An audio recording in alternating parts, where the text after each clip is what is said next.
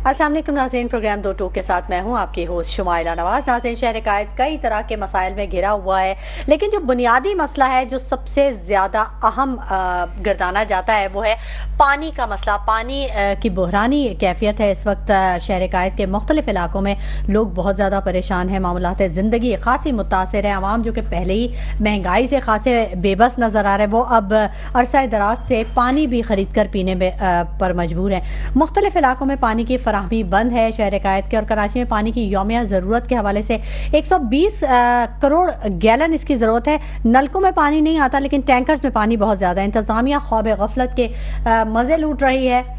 कोई जवाब नहीं दिया जा रहा। रब्ता करने की बहुत कोशिश की, लेकिन वहाँ से कोई रिस्पॉन्स नहीं आया। 17 सालों से सूबा सिंध पर हुकूमत करने वाली पीपल्स पार्टी K4 का मंसूबा भी मुकम्मल नहीं करवा सके। ये आज के टॉपिक्स हैं, इन पर ज़रूर बात करेंगे। मेरे साथ जो मेरे गेस्ट मौजूद है, मेरा पैनल मौजूद है, मैं उनका तारुफ आपको करवा दूं। मोहसिन काज़मी साहब तज्जियाकार है, हमें ज्वाइन कर चुके हैं।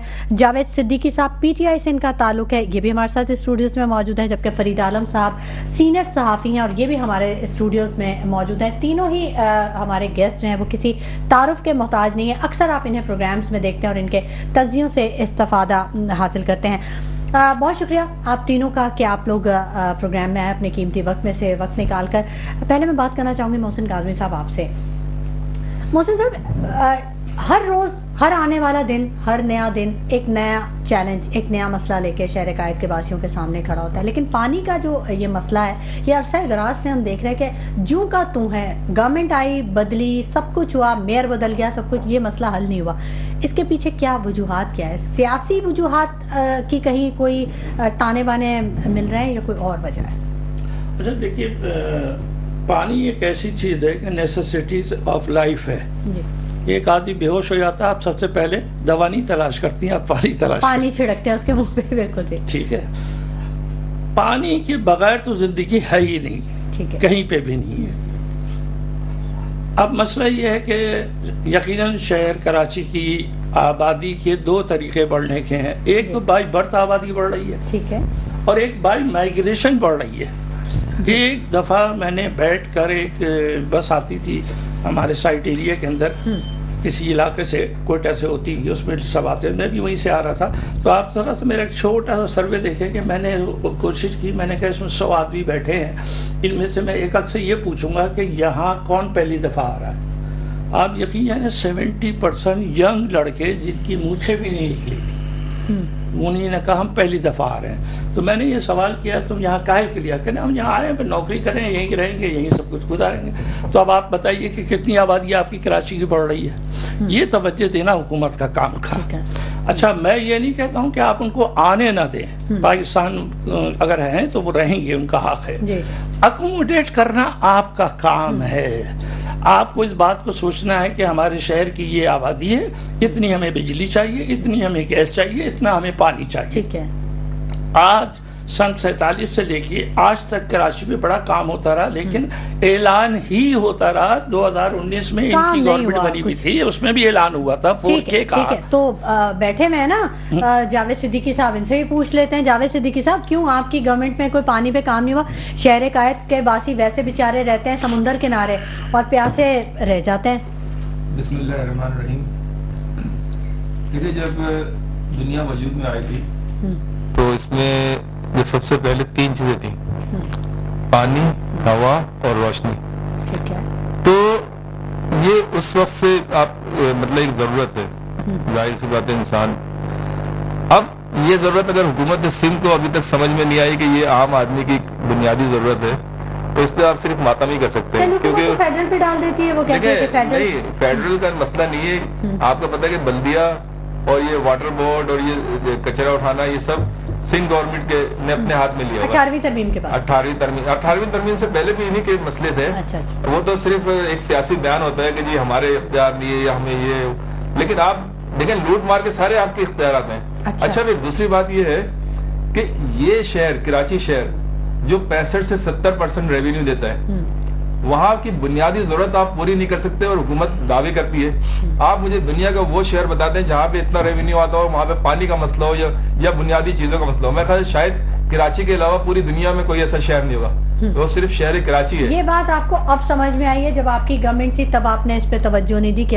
कराची के लोगों को बड़ी शिकायत हैं। जावेद सिद्दीकी साहब बड़ा बोलते हैं। फरीद आलम साहब बात कर लेते हैं। इस बात का जवाब दूं। मैं आपकी देखें, ये अक्सर इल्जाम लगता है पीटीआई पे कि ये आपकी गवर्नमेंट थी, आपकी गवर्नमेंट थी, लेकिन सिंध में कभी भी हमारी गवर्नमेंट रही, हम अपोजिशन में रहे। और आपको शायद याद होगा कि जब अपोजिशन सिंध असेंबली में थी तो उस वक्त पता चलता था कि अपोजिशन है, वरना उससे पहले मुझे बता दें 3 दहाइयों तक सिंध असेंबली में कौन सी अपोजिशन रही है? ये किसने अपनी फ्रेंडली भी नहीं थी, वो तो सिर्फ बराए नाम जो काफली वाले थे। अच्छा, फिर दूसरी बात ये है कि ये बयान, अच्छा फिर दूसरी बात ये है कि वफाक ने अगर कभी सिंध में काम करने की कोशिश की तो आपने देखा कि 18वीं तरमीम के तहत पीपल्स पार्टी यत्ता कि उसने हेल्थ कार्ड की स्कीम जो आई थी, जो दूसरे सूबों में थी, 10 लाख की जो पेमेंट थी, उस तक को इजाजत नहीं थी कि वो सिंध में आए। आप मुझे बताएं, आप एक तो दूसरे को भी काम नहीं करने देते और आप खुद भी काम नहीं करते, तो आवाम का फिर क्या हाल होगा? आवाम का यही हाल होगा जो हो रहा है। ठीक है। और फिर उसके बाद बड़े बड़े दावे कि हमने इसको पेरिस बना दिया, और या तो इन्होंने पेरिस नहीं देखा या कराची नहीं देखा, दोनों में से एक काम हो सकता है। जी जी, ठीक है। अच्छा, फरीद आलम साहब से भी बात कर लेते हैं। सीनियर सहाफ़ी हैं, कोई 20-25 साल पुराना तो आपका करियर ही है बैक पे आपके, कि क्या सियासी सूरत हाल रही है और क्या मामूलात ज़िंदगी रही है। ये जो पानी का मसला शहर कायद के वासियों को है, ये भी कोई इतना ही कोई पुराना है, ये कोई आज का मसला तो है नहीं। बिल्कुल। आप क्या देखते हैं, क्या वजूहात हैं इसके पीछे? इसकी कई वजूहात है, लेकिन इसकी जो बड़ी वजह है ना, वो पॉलिटिकल अनस्टेबिलिटी है। जब तक पॉलिटिकल मामलात को इदारों से खत्म नहीं किया जाएगा, आप पानी का कोई भी मसला हल नहीं कर सकते। 15 साल कंप्लीट हो चुके हैं सिंध हुकूमत को, पीपल्स पार्टी को सिंध में हुकूमत करते हुए। ये इनका चौथा टेन्योर है, यानी कि 20 साल पूरे करेंगे अब ये। इस 15 साल में पीपल्स पार्टी की हुकूमत की जानिब से कराची शहर या सिंध के जो दीगर शहर हैं और सिंध के जो नवाई शहर हैं या देहात हैं, उनकी तरक्की के लिए कागजात में तो बहुत काम हुआ है, लेकिन अगर आप जाके जमीन पे देखेंगे तो कोई काम नहीं है। अब करेंगे हम बात पानी की। जैसे कि जावेद भाई ने भी बताया कि वफाक को सिंध हुकूमत काम करने नहीं देती, तो यहाँ पर ये गलत है।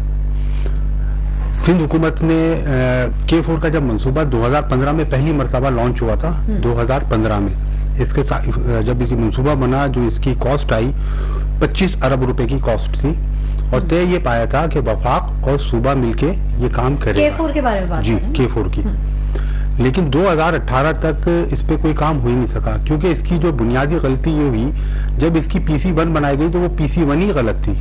अच्छा। उस PC1 में कई चीजें छोड़ दी गई थी जो शामिल ही नहीं की गई थी, सिर्फ कास्ट को कम रखने के लिए। अच्छा। तो सबसे बड़ी जो उस पे खामी अब तो ये 300 अरब तक पहुंच गया। अभी मैं आपको बताता हूँ। अब इसकी जब वो काम शुरू हुआ, इस पे जब इस पे जैसे जैसे काम चलता रहा, 2018 में जब इस पे कोई काम ही नहीं हो सका 5% से ज्यादा, तो PTI की हुकूमत आ गई। इमरान खान साहब वजीर आजम बने।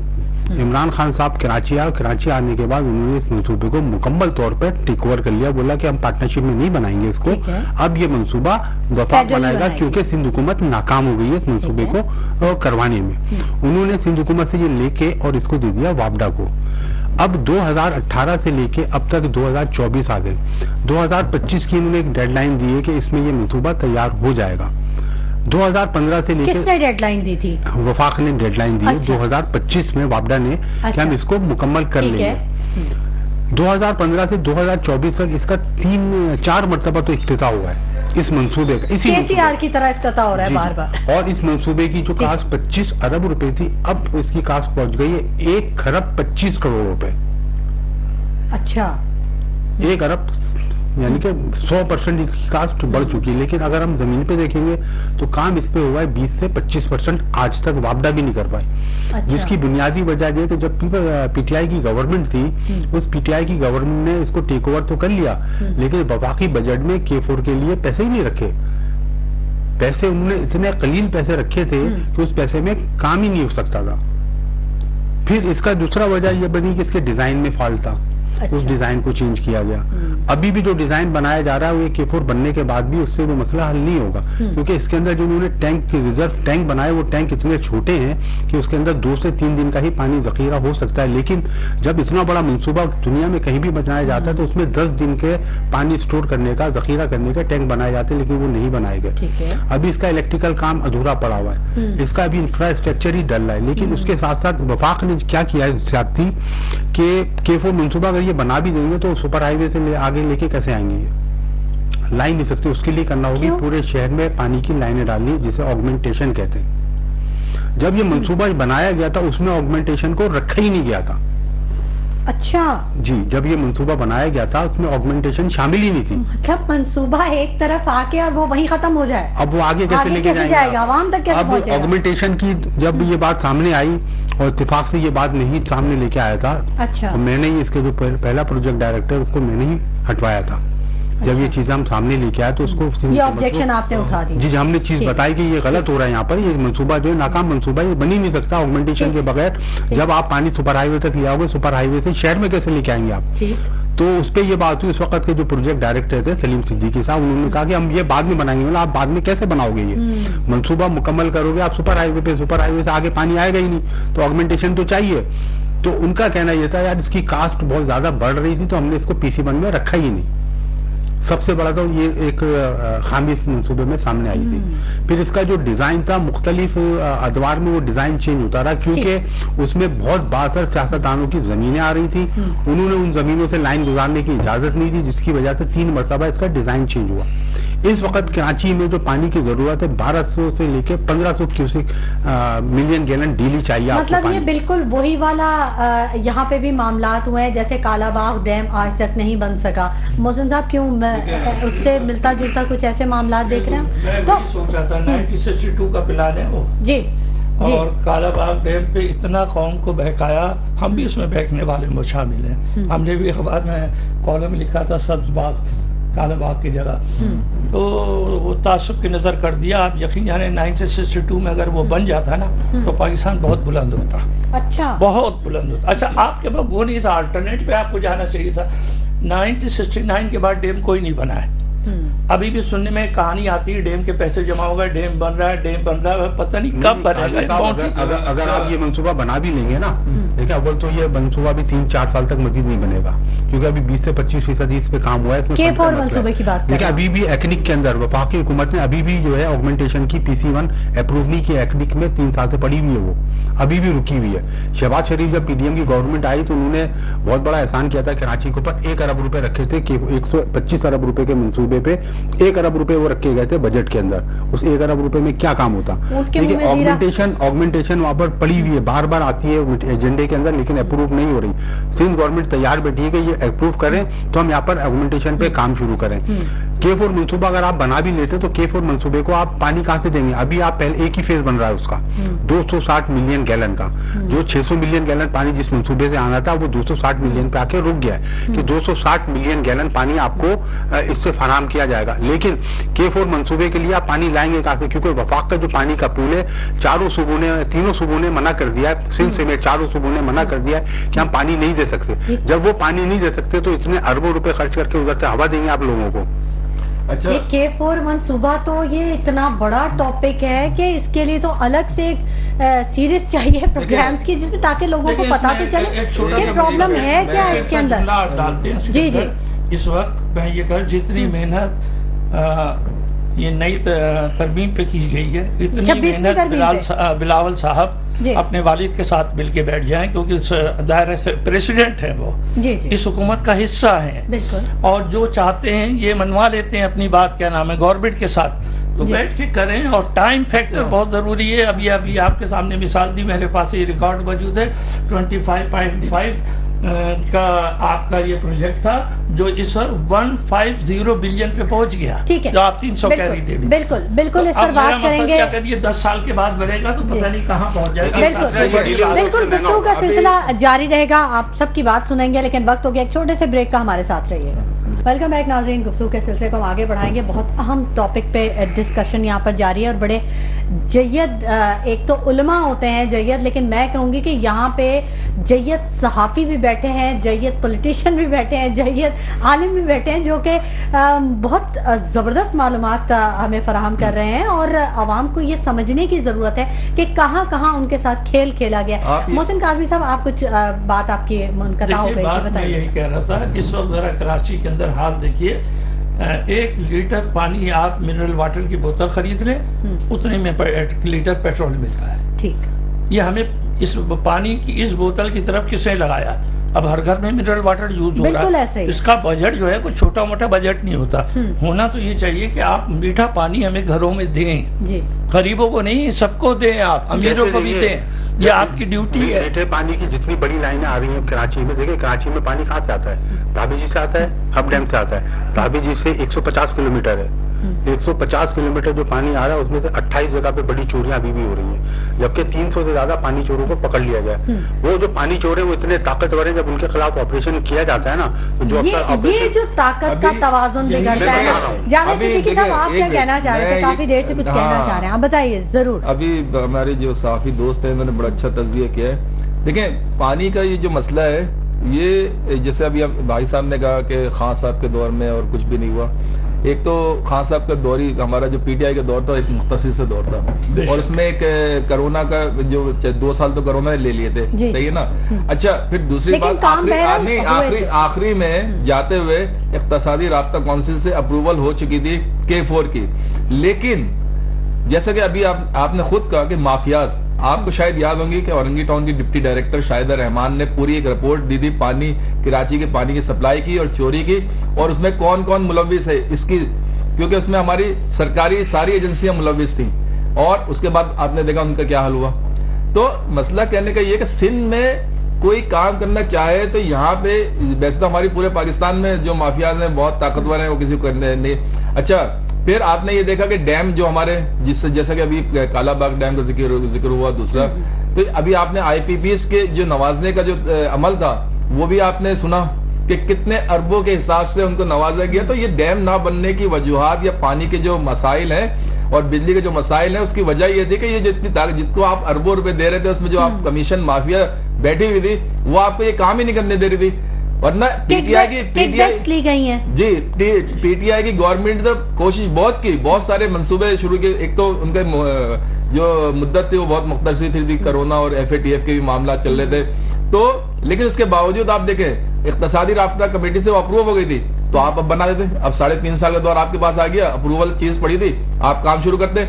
जितने बड़े दावे इन्होंने पीटीआई की गवर्नमेंट के लिए किए थे, और ना तजर्बेकारी और तजर्बेकारी के और बहुत सारी चीजें जो बातें की थी, तो आज आप देख लें कि तकरीबन 3.5 साल का दौर इनका निगरान गवर्नमेंट के साथ अगर आप देखें तो आपने क्या किया, सिवाय आप देखें कि जो खजाना था जिसमें कुछ आपको पता है पीटीआई की जब गवर्नमेंट गई थी, जो 22 अरब डॉलर का वो रिजर्व थे वो खत्म हो गए। जो आपकी ग्रोथ थी इंडस्ट्री की वो खत्म हो गई। अच्छा, फिर दूसरी बात आप ये देखें कि पहली दफा हीट स्ट्रोक कराची में कब आया था, आपको याद है? जब बहुत 3000 के लगभग रमजान था शायद, और इसको कई साल हो गए।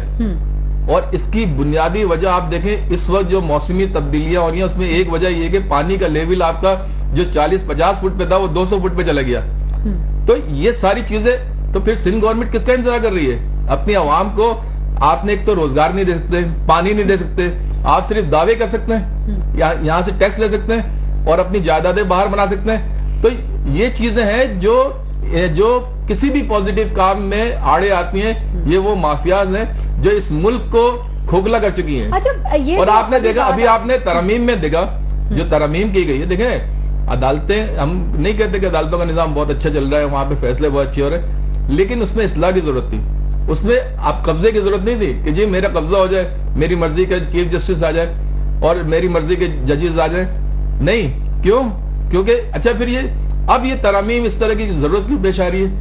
क्योंकि अब पीटीआई की गवर्नमेंट जब 3.5 साल का मुख्तसर अरसे में जो उसने काम किया, जो उसने कानून और आइन पे अमल दरामद शुरू किया, अब वही चीजें इनके लिए खतरा बनती जा रही है। अच्छा। अब वही चीजें ये चेंज कर रहे हैं। ताकि इसकी गिरफ्त में हम ना आ सके। अच्छा। तो लेकिन आप ये भी तो बताएं ना कि 3.5 साल की पीटीआई के जो दौरे हुकूमत था, उसमें कराची के लिए कितने मनसूबे रखे पीटीआई ने? देखें, कोई एक मनसूबा बताएं। देखें 3.5 साल का जो दौर था उसमें मैं बता रहा हूँ सर, अब आप खामोश हो जाएंगे तो बताऊंगा ना, अगर आप बोलते रहेंगे तो कैसे? अच्छा चले, वो बता रहे हैं जी। जावेद साहब बताइए आप। मनसूबे थे, बहुत थे। अच्छा, फिर दूसरी बात ये कि आपकी जो ग्रीन लाइन की जो 80 बसें आई हैं, ये पहले सिंध गवर्नमेंट में इनको लानी थी, क्योंकि प्रोजेक्ट जो था जब मियां साहब के दौर में इसकी बुनियाद रखी गई थी तो वफाक ने प्रोजेक्ट बनाना था और बसें जो है वो सिंध गवर्नमेंट में लाई थी, लेकिन सिंध गवर्नमेंट नहीं लाई, वो पीटीआई की गवर्नमेंट लेके आई, वफाक लेके आई, यानी पूरा प्रोजेक्ट जो है वफाक ने कंप्लीट किया। आपको होता है 50 फायर टेंडर, पहले पुरानी गाड़ियां आप देखती थी, लेकिन अब पीटीआई गवर्नमेंट में 50 फायर टेंडर आए थे। अच्छा, फिर दूसरी बात K4 का मंसूबे की अप्रूवल आखिरी में गवर्नमेंट में हो चुकी थी, लेकिन वो अभी तक नहीं बना।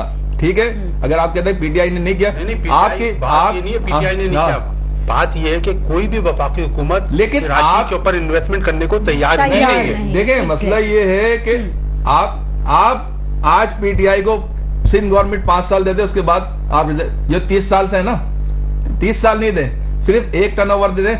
अभी जबकि काम नया करने पे भी इनकी छुट्टी हो गई। आपका पता है कराची में जो इलेक्शन में जो धांधली हुई थी और जिस तरह सीटें हमारे जो दूसरे भाई जो कराची को कहते हैं हमारा कराची कि कराची वालों ने उनको रिजेक्ट कर दिया। तो कहने का मकसद है कि अभी काम ना करने पे उनको रिजेक्ट कर दिया। अगर 5 साल गवर्नमेंट में दे दें तो फिर तो मेरे ख्याल से सफाई, क्योंकि अभी ये एस्टेब्लिशमेंट की बेसाखियों पे खड़े हैं। अच्छा, अवामी नहीं। अच्छा, हमारे सबसे बड़ा मसला जो है, सबसे बड़ा मसला ही यही है कि अवामी राय। देखें, आज ये जो हम इश्यूज पे बात कर रहे हैं, ये सारे अवामी है। जब आप वोट का हक अवाम को दें, उस पर फैसले करें, तो फिर देखें, ये तो फिर आप देखें कि ये सियासतदान इसमें से कितने रहते हैं और कितने आउट होते हैं, ये आपको उस वक्त बदल जाएगा। लेकिन आप पहले वो अमल शुरू करें। और पानी का मसला ये तो आज का नहीं है, मेरे ख्याल से शायद जब से हमने होश संभाला है उसके कुछ अर्से के बाद से ही शुरू हो गया था। आप भी इसकी जाहिर सी बात तायद करेंगे। बिल्कुल, ये कोई 3.5 साल का मसला नहीं है, 4 साल का मसला नहीं है। अच्छा, फिर माफियाज का आपने देख लिया। जावेद साहब जी बिल्कुल सुन ली, लेकिन हमारे पास प्रोग्राम भी लिमिटेड टाइम है ना, तो सबको असल में जब जाहिर सी बात है कराची हमारा शहर है, पाकिस्तान हमारा मुल्क है, सबके जब इसकी बात होती है तो जज्बात भी यहीं के हैं, फरीद साहब बिल्कुल ये भी हमारी तरह के एक आम, बिल्कुल हम सब वो क्राइसिस फेस करें। मोहसिन काज़मी साहब, ये जो अभी तरमीम की बार बार बात कर रहे हैं जावेद साहब, इससे कुछ फर्क पड़ेगा आवाम को रिलीफ में? कहीं की भी बात कर रही हूँ, शहर कायद की बात नहीं करी, कहीं के किसी भी आवाम, पाकिस्तान के आवाम को कहीं कुछ बेहतरी नजर आ रही है आपको? अच्छा, बात ये कि ये तो सारी कौम ने देख लिया कि तरमीम जो रात के अंधेरे में पास करनी थी वो तो हो नहीं सकी, नाकाम हो गए, बुरी तरह नाकाम हो गए। अच्छा। ये उसके अंदर वो फौजी अदालतें ला रहे थे, उसमें नाकाम हो गए, नई अदालतें बना रहे थे, उसमें नाकाम हो गए। अब इन्हें जो कुछ बनाई तो उसके अंदर इनको एक प्रॉब्लम क्या आ रही है कि वहां पर कोर्ट के अंदर एक मसला पड़ा हुआ है कि एक फैसला हुआ जिसको 13 जजों ने फैसला सुनाया, उसमें से 8 जजों ने उसको फैसला दे दिया। ठीक है। अब आप आईनी तरमीम बना करके या आईनी बेंच बना के जब ये केस उसको भेजेंगे तो आईनी बेंच होगा 5 आदमियों पर मुश्तमिल। अच्छा, आप जो बना रहे हैं वो 5 आदमियों पे बना रहे हैं। 5 का जो बेंच है वो 8 के बेंच को कैसे सुन सकता है? ये है टेक्निकल प्रॉब्लम इस वक्त। आप मेरी बात समझिए। तो बहुत बड़ा नुकता उठा दिया है काज़मी साहब आपने। रिजर्व सीटों का ये क्यों, ये नहीं समझ, ये तो बहुत बड़ा जोल है इसमें भी। नहीं, मतलब ये नहीं का बनाया हुआ, वो कानून तो नहीं टूटा ना अभी तक। वो ये उसूल कोर्ट का है कि अगर फैसला 8 ने दिया है तो उसको 9 वाला तो रिजेक्ट कर सकता है या 8 वाला कर सकता है। अब आप जो नई बेंच बना रहे हैं उसमें 5। अच्छा, अब इनसे ये गलती क्या हुई, वो एडजस्ट करना शुरू कर रहे हैं। ये काम तो सुप्रीम कोर्ट के चीफ जस्टिस, जिनको भी आपने इस वक्त बनाया माशाल्लाह, मैं तो हर एक जज की तारीफ करने को तैयार हूँ। हर जज अपनी जगह A1 जज है, लेकिन सवाल ये कि आप उनको इख्तियार तो दें। ये काम अब आप जो 27वीं तरमीम ला रहे हैं, बहाना कर रहे हैं MQM का कि MQM का एक पॉइंट रह गया था कि वो बल्दियाती निज़ाम लाना चाहती है, तो उस वक्त क्यों नहीं किया? या ANP का एक सवाल था कि जी KP का नाम जो है वो सिर्फ पख्तूनख्वा होना चाहिए। खैबर पख्तूनख्वा ने अजीब बेवकूफ़ी का सवाल कर रहे हैं वो। सर बड़ी जितना, मुश्किल, जितना टैलेंट होगा उतनी ही बात एक जमाने तक NWFP कहते रहे, आपने इतराज नहीं किया तो आसिफ जरदारी साहब ने उसका नाम चेंज कर दिया। अब आप उसमें नया पेंडोरा बॉक्स खोलने की कोशिश कर रहे हैं। KP बनने में क्या तकलीफ है आपको?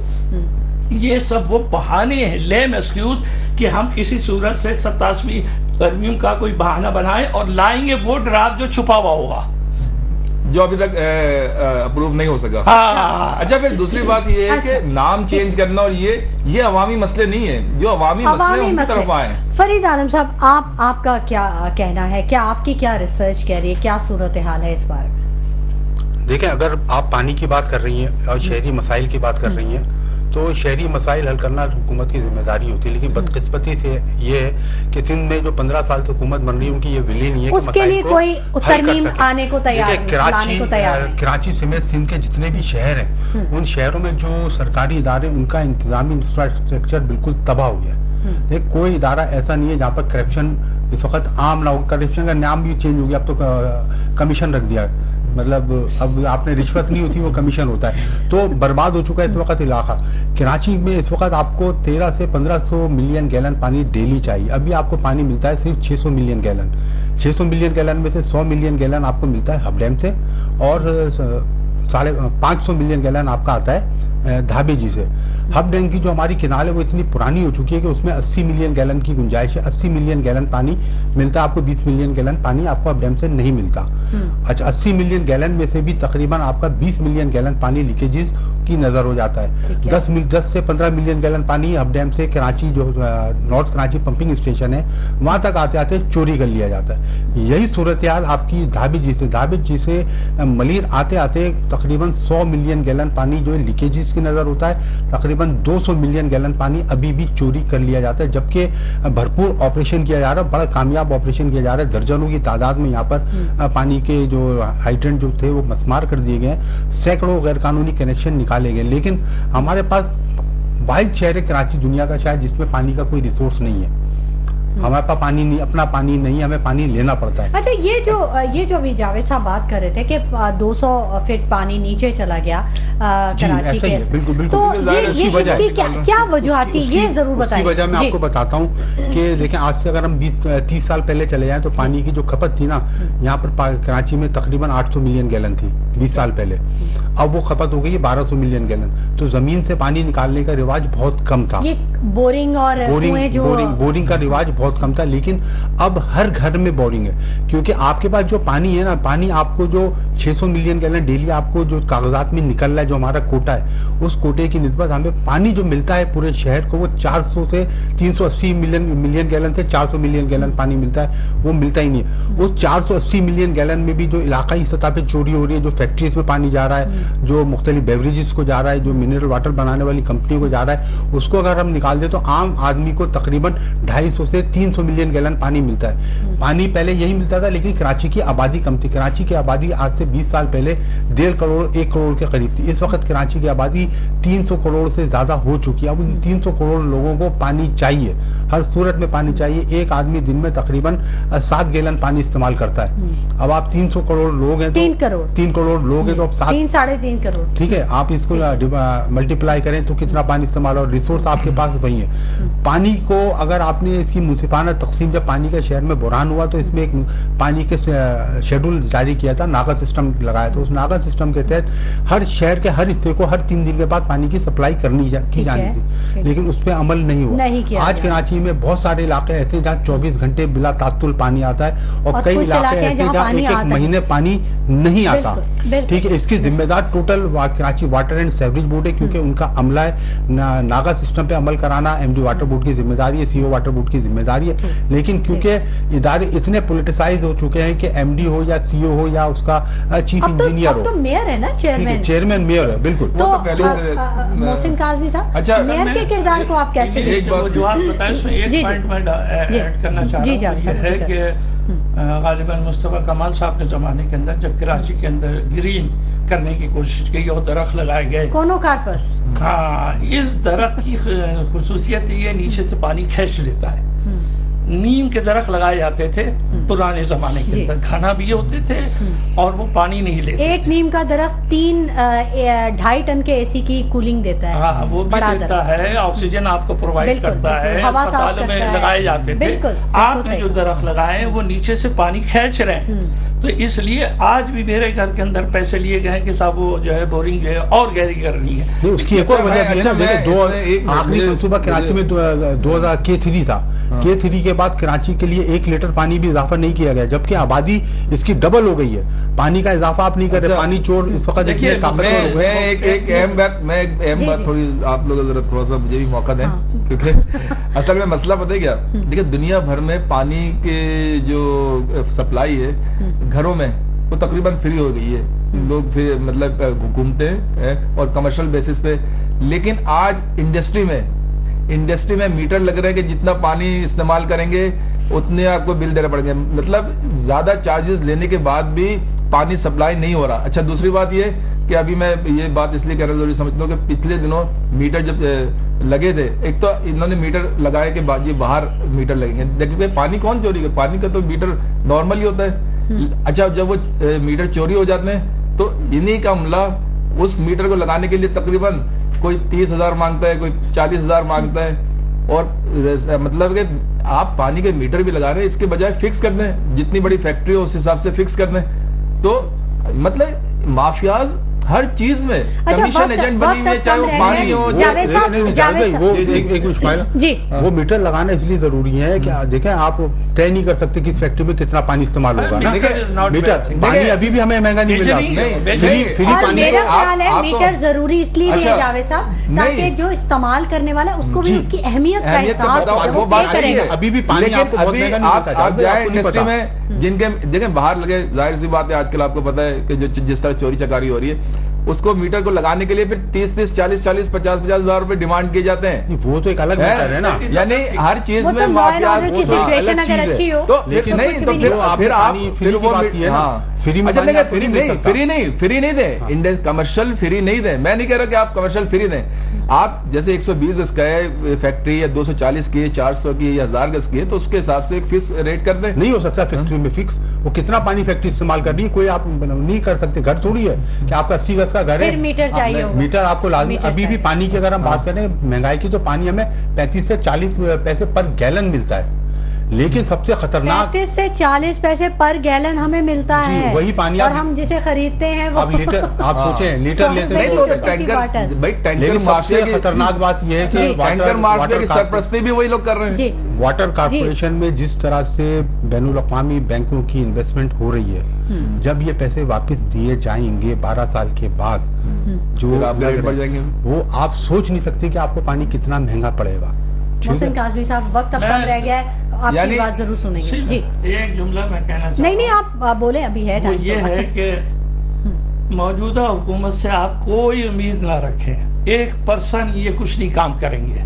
उसकी वजह ये कि इनका पॉलिटिकल जो उनका सरमाया था वो तबाह हो चुका है, उन्हें पता है अच्छी तरह। लिहाजा अब इनका इंटरेस्ट नहीं है कि कराची में पानी के क्या मसाइल है, बिजली के क्या मसाइल है, कोई मुश्किल काम फिर नहीं किस था। चीज़ में 33 interest? ईयर्स से ये हुकूमत लूट कर रहे मार में। हैं, 33 साल से ये हुकूमत कर रहे हैं। मैं कह रहा हूँ कम से कम आप घरों में मीठा पानी, घरों में गैस और बिजली सस्ती, ये 3 चीजें तो आप और रेवेन्यू देने वाला सर, शहर है, ये भी नहीं कि रेवेन्यू देने वाला सूरज पे नहीं है। टैक्स लग गया, अब और नहीं, कुछ आप क्या नहीं, क्या, आप ये सूरज पे टैक्स देखें लग कि गया। आप जिस शहर की सोलर बात कर सिस्टम रहे में हैं आपको वो टैक्स एक देना रेवेन्यू देने वाला शहर है, पाकिस्तान का सबसे बड़ा इंडस्ट्रियल हब है, आप उसकी बात कर रहे हैं। और बात क्या कर रहे हैं? पानी की। अब आप इससे अंदाजा कर लें इन गवर्नमेंट की काबिलियत की। नहीं, और मसले तो बहुत हैं जावेद नहीं, साहब। अभी यही मसले- आप भी अगर मसले थोड़ी तो पूरी नजर कर लिस्ट लेते है। हैं तो कराची के लोग नहीं नहीं आपसे नहीं, हमारा शिकायत नहीं करते। तो सिंध में आपको पता है कि पीपल्स पार्टी ने जो हमने तो उनको फंड देना इसलिए बंद कर दिए थे कि वो कहते थे 18वीं तरमीम के तहत लास्ट कमेंट अब मैं लेना चाहूंगी आप लोगों से। जी जावेद साहब बोले, आप पहले बोले। मसला ये है कि हमारी एक मुख्तसर सी मुद्दत को जो टारगेट किया जाता है उसमें कोरोना हम कहते हैं कि अभी अवाम ने जो 8 फरवरी को जो मैंडेट दिया था, तो वो क्यों दिया था? जाहिर सी बात है कुछ उम्मीद थी कुछ हो, वरना दूसरी जमातें जो 50-50 साल से इस शहर में और इस मुल्क में हुकूमत कर रही उनको भी दे सकते थे, लेकिन वो उनसे मायूस थे, इसलिए उन्होंने पीटीआई को दिया था। लेकिन हमारे जो मुल्क में जो एस्टेब्लिशमेंट है उन्होंने जिस तरह रिजल्ट चेंज किया, तो आप अगर किसी को पीछे ढकेल रहे हैं तो उससे काबिल आदमी आगे लेके आए। आप नाकारा नालायक लोगों को प्रमोट करते हैं, फिर मुल्क का ये हाल हो जाता है, शहर का ये हाल हो जाता है, और वो सारी जो चीजें होती हैं वो फेस करना पड़ती है अवाम को, मेरे और आप जैसे। और आप फरीद आलम साहब, आपसे भी तजावीज भी चाहिए, और बताइए क्या आप कहना चाहेंगे लास्ट कमेंट में आपसे भी। शुमाइला, देखिए शहर के मसाइल बहुत ज्यादा है। जितना बड़ा शहर होता है, जितनी ज्यादा आबादी होती है, उसके मसाइल भी बहुत ज्यादा होते हैं कि पूरी दुनिया और में। अगर हुकूमत संजीदा ना हो तो मसाइल मजीद बढ़ जाते हैं। देखिए किसी भी शहर के शहरी का एक बुनियादी हुकूक है, उसे आपने बिजली, पानी, गैस, तालीम, सेहत, ये आपने उसको प्रोवाइड करनी है। लेकिन हम बदकिस्मती से हमारे सूबे के अंदर जो हुकूमत है वो इस चीज में दिलचस्पी नहीं रखती, वो नाकाम है, वो करना नहीं चाहते, उनकी बिल ही नहीं है। क्योंकि वो जिन जगहों से जीत के आए, आप उन इलाकों में भी चली जाएंगी तो वो बड़े पसमानदा है। कराची का मसला इंतहाई संगीन है। देखिए पानी का मसला इंतहाई संगीन नौयत पे पहुंच चुका है। कराची के 40% इलाकों में पानी नहीं है। 40% आबादियां वो है जो निहायत गरीब है, उनकी तनख्वाह 20 से 25 हजार रुपए वो अफोर्ड नहीं कर सकते, वाटर बोर्ड से भी खरीद नहीं कर सकते कि वो 3 दिन के बाद 1500 रुपए का टैंकर ले, उनके पास पैसे नहीं है। काज़मी साहब, बस मैं एक जुमला ये कहना चाह रहा हूँ कि इस वक्त जो है आप इस मुल्क को अदम इस्तेकाम से इस्तेकाम में लाना चाहते हैं तो 8 फरवरी के इलेक्शन को तस्लीम कर लें, क्योंकि उस पर बहुत पैसा खर्च हुआ है, हमारा 50 अरब रुपया खर्च हुआ है। अब हम दोबारा इलेक्शन कराने के मुताबिल नहीं है। और ये बैठे हुए PTI वाले, मैं इनसे ये कहता हूँ कि आप सब चीज़ें छोड़ दीजिए, बीबी का मसला छोड़ दीजिए, हत्ता के बानी का मसला छोड़ दीजिए, आप इस बात पे फाइट कीजिए कि साहब ये हमारा मैंडेट हमें वापस करो अदालत के जरिए। असल में या तो शायद आपको पता नहीं है कि इस वक्त इसी चीज पे जो है सारी फोकस है। देखें बानी है ना, बानी है, हमारे हैं, तो जाहिर सी बात है पीपल्स पार्टी उनकी राय की कोशिश नहीं करेगी, नून लीग करेगी, PTI करेगी। दूसरी बात ये है कि देखिए जिस तरह आपने 50 साल 40 साल 3 दहाइयों से इनको मौका दिया है, हम तो कह रहे हैं सिंध गवर्नमेंट में 5 साल का मौका दें, उसके बाद रिजल्ट देंगे, उसके बाद रिजल्ट। जावेद सिद्दीकी साहब आपकी तशरीफ आवरी के लिए मसले पे एक बात मैं और कहूंगा कि अभी पिछले दिनों आपने देखा था एक जो वाटर बोर्ड के ऑफिसर थे इखलाक अहमद साहब, उन्होंने कुछ नाजायज कनेक्शन काटे थे, तो बजाय उनको गिरफ्तार करने के वो जो ऑफिसर था वो मुअत्तल हो गया। ठीक है, बहुत शुक्रिया जावेद सिद्दीकी साहब आपकी तशरीफ आवरी के लिए, बहुत शुक्रिया फरीद आलम साहब आपकी तशरीफ आवरी के लिए, बहुत शुक्रिया मोहसिन काज़मी साहब के आप यहाँ पर तशरीफ लाए। नाज़रीन, गुफ्तगू का सिलसिला जारी रहेगा। वक्त हो गया एक ब्रेक का, और ब्रेक के बाद हम वापस आएंगे और बात करेंगे पोलियो और इंसदादे पोलियो मुहिम के हवाले से। हमारे साथ रहिए। वेलकम बैक नाज़रीन, गुफ्तगू के सिलसिले को हम आगे बढ़ाएंगे और बात करेंगे पोलियो और इंसदादे पोलियो मुहिम के हवाले से।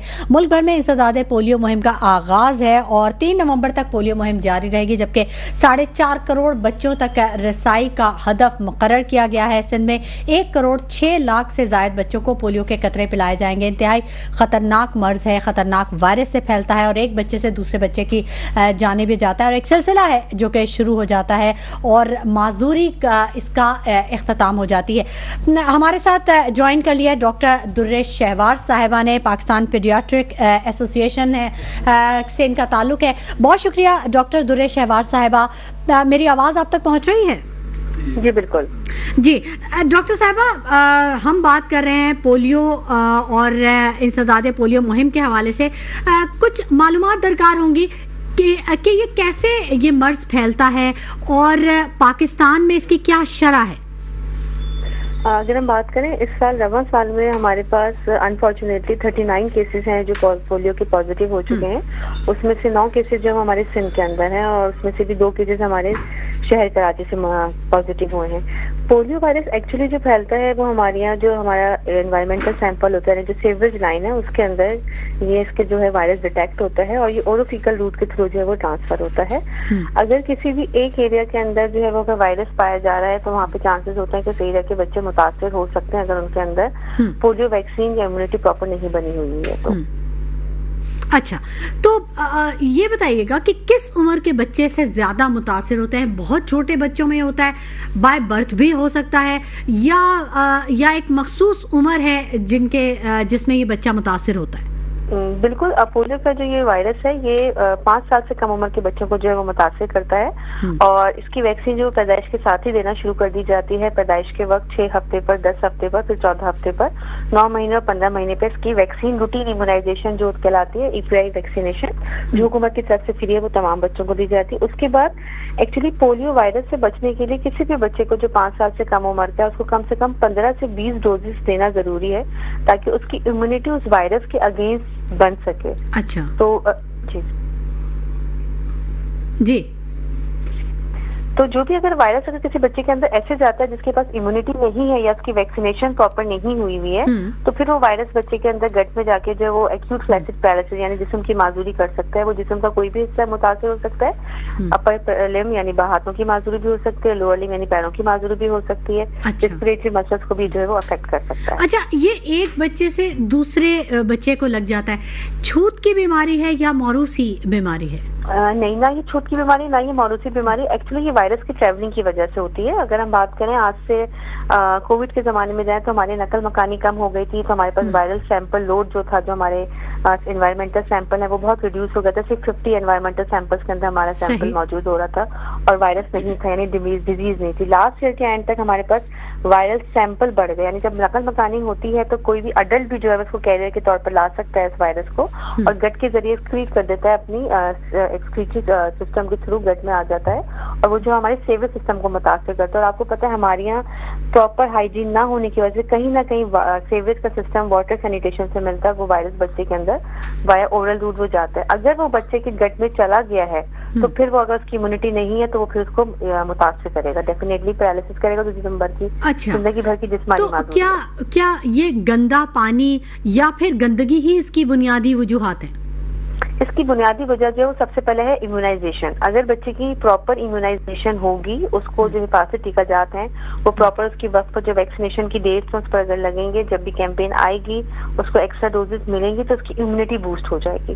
इम्पोर्टेंट चीज ये है कि अभी भी जितने भी हमारे पास 39 केसेस पाकिस्तान में जो पॉजिटिव हुए हैं, उनमें सारे बच्चे वो हैं जिनको प्राइमरी इम्यूनाइजेशन नहीं मिली, और अनफॉर्चुनेटली उनमें से 4 बच्चे ऐसे जिनकी डेथ भी हुई बिकॉज ऑफ इनकी जो माल न्यूट्रिशन थी, उनकी एबिलिटी वीकनेस की वजह से जो है वो उनकी जो है वो डेथ भी हुई। तो सबसे इम्पोर्टेंट चीज है ना वो इम्यूनिटी है जो वैक्सीन से बनेगी। फिर उसके बाद जो हमारा प्रॉपर सैनिटेशन और सीवेज सिस्टम का होना बहुत जरूरी है, ताकि इसका जो नकल मकानी है या जो वायरल जो फैलता है वो हम उसको कंट्रोल कर सकें। ठीक। अच्छा डॉक्टर साहबा, इस बारे में भी जरूर फरमाइएगा कि बहुत दफा हमने ये देखा कि जैसे फ्लैट्स हैं, एक फ्लैट में तो बच्चे को पिला दिया गया पोलियो ड्रॉप्स और विटामिन ए भी दे दिया गया, लेकिन कुछ लोग अपने बच्चों को छुपा लेते हैं, वो नहीं पिलवाते और पोलियो टीमों के साथ नहीं ताउन करते। तो क्या एक घर के बच्चे में अगर पोलियो वायरस होता है या वो उससे मुतासिर होता है, तो क्या वो घराना जिसने जो उनके नेबर में है उनके बच्चे भी रिस्क पे आ जाते हैं, उनको भी खदशा जाहिर किया जा सकता है कि ये भी लग सकता है इनको? क्योंकि देखिए एक्सप्रेस जिसका जो फैलने का तरीका है वो वही फीको ओरल सिस्टम है ना, तो सेवियर सिस्टम में अगर किसी एक एरिया में भी अगर किसी एक बच्चे को हो गया तो वो पूरा एरिया जो है वो रिस्क पर हो जाता है, क्योंकि वो बच्चा अपने जो सिक्रीटरी सिस्टम है यानी जो अपने एक्सक्रीटर्स है, फीसिस है, उसके अंदर जो है वो सिक्रीट कर रहा होता है। इसलिए जो हम इम्यूनाइजेशन भी करते हैं ना, तो जो हम ये कहते हैं कि अगर एक एरिया के बच्चे 40 से 50 बच्चों ने अगर वो पोलियो वैक्सीन पी ली है, तो पोलियो वैक्सीन क्या करती है कि गट के अंदर जाके इम्यूनिटी बनाती है, ओरल ड्रॉप्स, वो गट इम्यूनिटी बनाती है और उसके बाद वो एक्सक्रीट हो जाती है सेवियर सिस्टम के अंदर। तो उस एरिया के बच्चे अगर वो वहाँ के वैक्सीनेशन ना भी लें, तो किसी 100 से 50 बच्चों ने अगर वैक्सीनेशन ली है तो वो बाकी बच्चों को भी वैक्सीनेट कर देता है। इसको हम हर्ड इम्यूनिटी कहते हैं, जो बहुत इंपॉर्टेंट है। इसी तरह से अगर किसी एक एरिया के बच्चा मुतासिर हुआ है तो डेफिनेटली वो जो वायरस है वो उसकी एक्सक्रीटरी सिस्टम के थ्रू जो वो सेवियर्स के अंदर जा रहा होगा, तो वहाँ के बच्चों का रिस्क ज्यादा होता है। फिर उन एरियाज में हम एक्स्ट्रा मॉपिंग कैंपेन्स भी करने पड़ती हैं हम लोग को। अगर हमें पता चलता है कि इस एरिया में बच्चे हैं या वहाँ पे कोई वायरस डिटेक्ट हो गया है या वहाँ पे बच्चा मुतासिर हो गया है, तो फिर उन एरिया में जाके हमें जरूर से करनी पड़ती है। जहाँ तक बात है कि बहुत से पेरेंट्स नहीं पिलाते, तो बीच में अगर आपने देखा होगा कि बहुत से हमारे फेक जो है वो मार्किंग करवा लेते हैं, तो उसका नुकसान बच्चों को ही होगा, क्योंकि अगर इम्यूनिटी नहीं बनेगी तो डेफिनेटली जिंदगी भर की माजूरी जो है वो इरिवर्सिबल है। जबकि वैक्सीन की ड्रॉप्स पिलाना जो है वो बहुत आसान है, आप सिर्फ 2 ड्रॉप्स में जिसका कोई साइड इफेक्ट भी नहीं है। जी। अच्छा, आपने जिस्मानी माजूरी की बात की, जिस्मानी माजूरी के अलावा क्या जहन भी ये मुतासिर करने की सलाहियत रखता है ये वायरस? मस्कुलर वीकनेस इसके अंदर होती है, जब बेसिकली मस्कुलर इन्वॉल्वमेंट करता है, मस्कुलर पैरालिसिस करता है, तो जिस्मानी माजूरी ज्यादा होती है। पैरालिसिस जो है वो आपका डायफ्राम का कर सकता है। दिमाग के अंदर अगर उसके पैरालिटिक उसके साथ साथ अगर उसके ब्रेन के अंदर कोई इन्वॉल्वमेंट अगर होगी वायरस की तो करेगा, अदरवाइज वैसे जो है वो मस्कुलर वीकनेस ज्यादा करता है। जिस्मानी माजूरी होती है, जहनी भी हो सकती है, लेकिन ज्यादातर जिस्मानी माजूरी पाई जाती है। ठीक। अच्छा, कैसे फैलता कैसे है ये जो मुंह का लुआब है, इससे भी लगता है या जो लिक्विड बॉडी में है उससे ये फैलता है? बच्चों के मेल मिलाप से, हाथ मिलाने से ये फैलता है? नहीं, बिल्कुल भी नहीं। इसका जो है वो ड्रॉपलेट इन्फेक्शन नहीं है। ये किसी के साथ बैठने से, छींकने से, खाना खाने से जो है वो, या उसके साथ पानी वगैरह का इंचेंज हो या सिक्रीशन हो बॉडी की, इससे नहीं होता। सिवाय ये फीकोरल अगर जो सिक्रीटरी सिस्टम, एक्सक्रीटरी सिस्टम है जो वहाँ पर हमारा, उससे जो है वो मुतासिर हो सकता है। अदरवाइज बच्चों के साथ रहने से या उसके साथ खाने पीने से ये मर्ज नहीं फैलता। ठीक है, बहुत शुक्रिया डॉक्टर दुर्रे शहवार साहिबा, आपने अपने कीमती वक्त में से हमारे प्रोग्राम के लिए वक्त निकाला। नाज़रीन, हमें ये अहद निभाना है, पाकिस्तान को इस मर्ज से बचाना है। हम सबको मिलकर अपनी आइंदा आने वाली नस्ल को बचाना होगा और पोलियो के 2 कतरे हर सूरत पिलाना होगा। यही निजात का रास्ता है। इसी के साथ शुमाइला नवाज को इजाजत दीजिए। अपना बहुत ख्याल रखिएगा। अल्लाह ने के बाद।